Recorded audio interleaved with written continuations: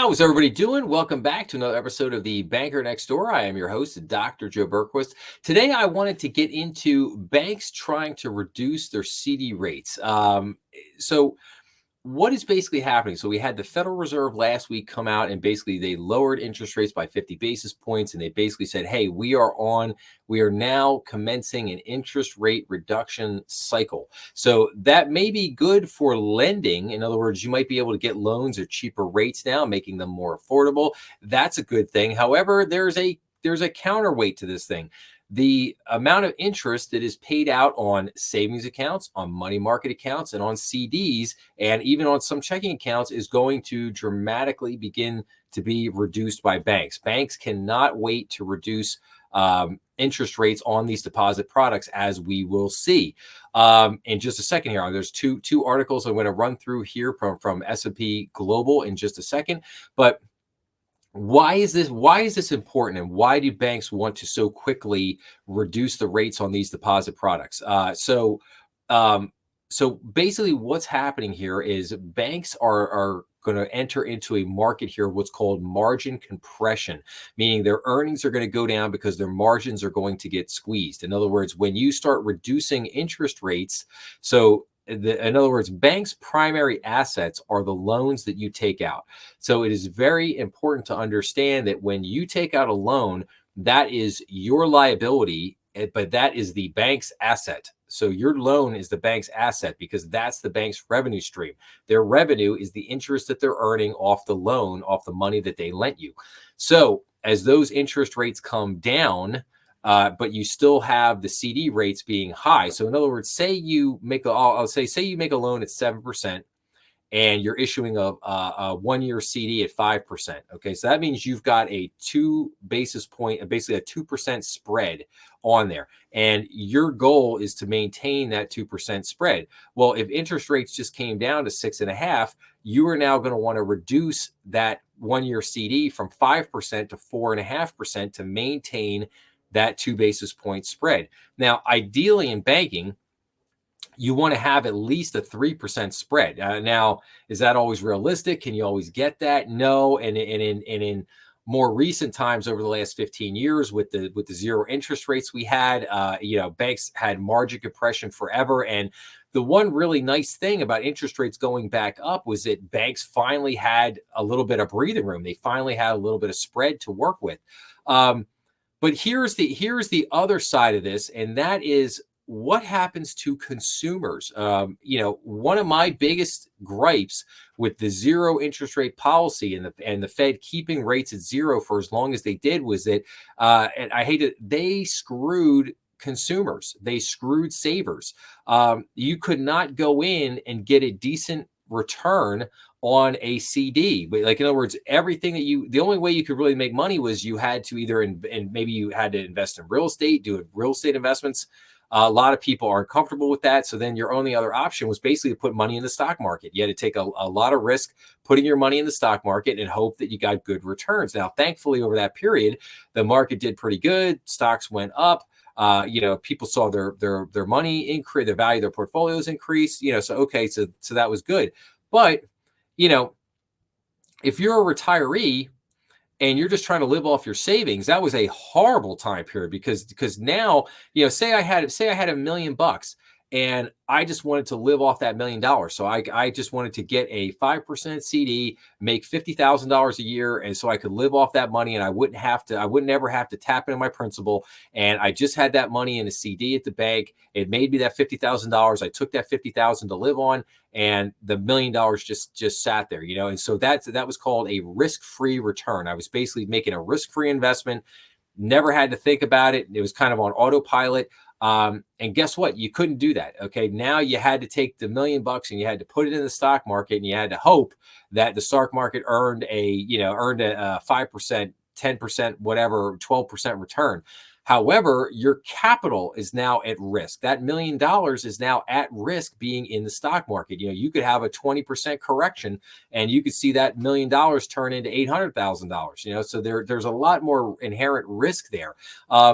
If you are a saver, I think a big part of the country, and not to get off on a diatribe with this, but a big part of what's going on is in our country right now is people don't have money for retirement because we don't encourage people to save money. We have an economy based on consumerism, based on materialism, based on keeping up with the Joneses. Oh, you got to go out and get the latest greatest thing, man. You got to go get yourself a new Tesla. You got to go get yourself a new bigger house. You got to have 25 flat screen TVs. You got to have tablets and 30 computers and cell phones and all this other stuff going on here.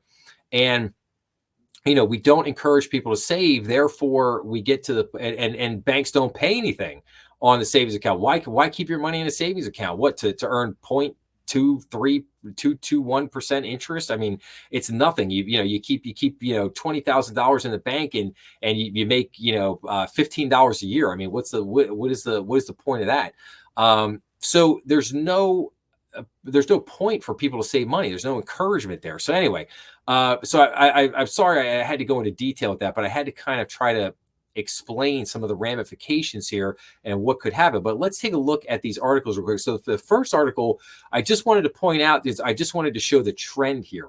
So U.S. bank deposits returned to growth after a rare drop in 2023. So U.S. banks total deposits increased slightly after the industry recorded a rare drop in the prior year. The U.S. banking industry's deposits ticked up 0.8% to $17.4 trillion as of June 30th from $17.2 trillion a year earlier, when deposits fell for the first time on record and three large banks failed, according to the summary of deposits data from the FDIC released September 20th.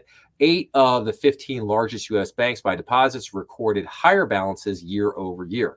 The majority of bankers recently surveyed by S&P Global Market Intelligence reported increased competition for deposits in their market areas as interest rates remained elevated. However, the Federal Reserve has now embarked on a rate-cutting cycle, and bankers expect the intensity of competition to subside or not escalate over the second half of the year. Yeah, wishful thinking. That's what I'm going to get into here in a minute. Banks can try to reduce their interest rates all they want. Here's the question at the end of the day: are consumers going to go along? And this is where we get into the idea of behavioral economics. Consumers, especially if you were 30 or younger, or hell, even if you were 40 or younger, if you experienced something here in the last couple of years you'd never experienced before. Oh, what's this? This money market account's paying like 5.5% interest. What's this? I could go get a 1-year CD or a 15-month CD, and I could make 5%, 5.5%. Like, people hadn't. They're literally, yet for a lot of younger people out there, they literally had never seen that before because it hasn't been for 15 years. And so I now that people are liking that again, they're you got some people that again had never been encouraged to save. All of a sudden there was a reason, there was a carrot, there was an enticement for them to just save money and not have that money in the stock market, but have it in an account that was basically providing effectively a risk-free return. So will people stick with that? And we'll come back to that more in a minute. So let's just go down here. And there's just a couple of interesting charts here, U.S. branch and deposit aggregates. So you can kind of see the number of branches steadily declining here over the last 10 years, whereas the total amount of deposits is going up.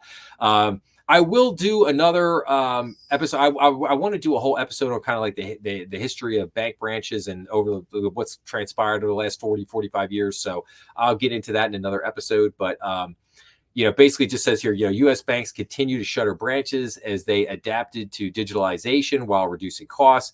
As of June 30th, the total nationwide branch count was 76,000 branches versus 77,000 in the prior year and 86,000 in pre-pandemic 2019. So you can see that the number of bank branches has actually dropped by almost 10,000 bank branches. And that's down from the very peak was probably about 97,000 bank branches. So we're down about 20,000 bank branches in just the last, 10 10 years here. So yeah, so here we were, 90, 100. So I think we were about 96, 97,000 bank branches. And now we're down here to even below that. So just like I said, just an interesting thing I wanted to point out. So, okay. Now, here's the main article here. So, U.S. banks cautiously moved to lower their cost of deposits as the industry prepares for potential rate cuts. The Federal Reserve's rapid increase in interest rates to curb inflation pushed U.S. banks to offer high rates on deposit products such as certificates of deposits. Many customers accustomed to lower rates became more aggressive in moving their money into higher interest paying accounts, putting pressure on bank margins and a heated deposit competition. While deposits remain precious, many banks have begun trimming deposit rates cautiously as they await rate cuts to ease pressure on funding costs. This is what I talked about at the beginning with the margin compression. As of September 6th, 790 banks had marketed an average rate of more than 4% on a one-year $10,000 CD compared to 824 banks as of June 21st, down for the first time in S&P Global Market Intelligence quarterly analysis since 2022.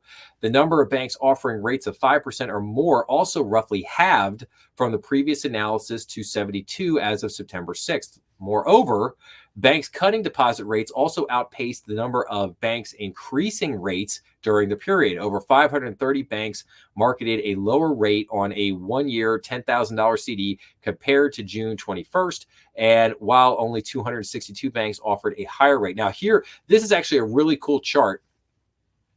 So this is actually broken down into three segments. Interest rates over 5%, interest rates over 4%, and interest rates at less than or equal to 4%. And this is just on a one-year $10,000 CD. And you can see how, so this is 5%. And we could see how this basically spiked up here at by, basically the end of 2023, and how this is kind of gone down up a little bit and then now way back down. So banks are definitely cutting back on CDs over 5%. The typical one-year CD over 5% is going down. 4-year CDs, I'm sorry, basically CDs at over, but not over 5%, but basically between 4 and 5% interest rates. You can see here that the proportion of industry deposits it's been trending downward, but still pretty high though. Still pretty high here on the banks doing that. And then we can see here on, basically this is at 4% or less than 4%. And, number of banks marketing a one-year CD, still a little high. Proportion of industry deposits, still, pretty strong there. So basically it says, and then as we go down here, growth in CD balances slowed. Broker deposits also declined. CD balances at U.S. banks grew 1.4% during the second quarter to $2.9 trillion as of June 30th, while total deposits were down 1%. COVID-era stimulus helped push the CD concentrations down to 6.3% of total deposits at the end of the first quarter of 2022. However, the CD balances have risen, wait for it, 130%, or 1.7 trillion, pushing the concentration to 15.8% as of June 30th. So still there. And then we see broker deposits declined. Deposits ticked up. We talked about that. So this is really interesting. Basically, banks are going to try to bring these deposits down. My question is this. Let me hit you with this scenario for a second.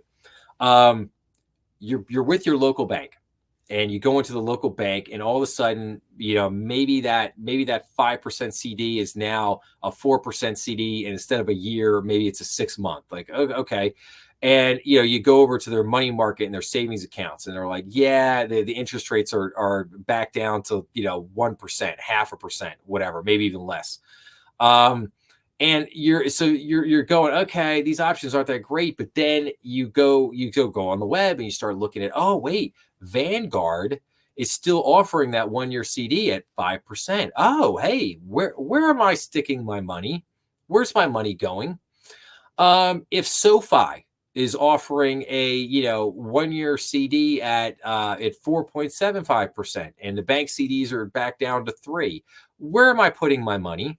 You see where I'm going with this. Your big brokerages, BlackRock, Vanguard, Morgan Stanley, Merrill Lynch, all these places are probably still going to continue to offer pretty healthy, pretty strong CD options, money market options, and that's where people, I think, are going to put their that's where they're going to put their deposits. So, this, I think, this idea of, oh, well, we're expecting that the competition's going to move down. It's not going to be as fierce or whatever. No, I think it's going to get more fierce. And furthermore, you are going to have some desperate banks out there that are going to be desperate for deposits, and they're going to accept the higher funding costs. They're going to put out higher CD rates to retain and try to grow the deposits that they have, because they need it. They need it to fund their loans.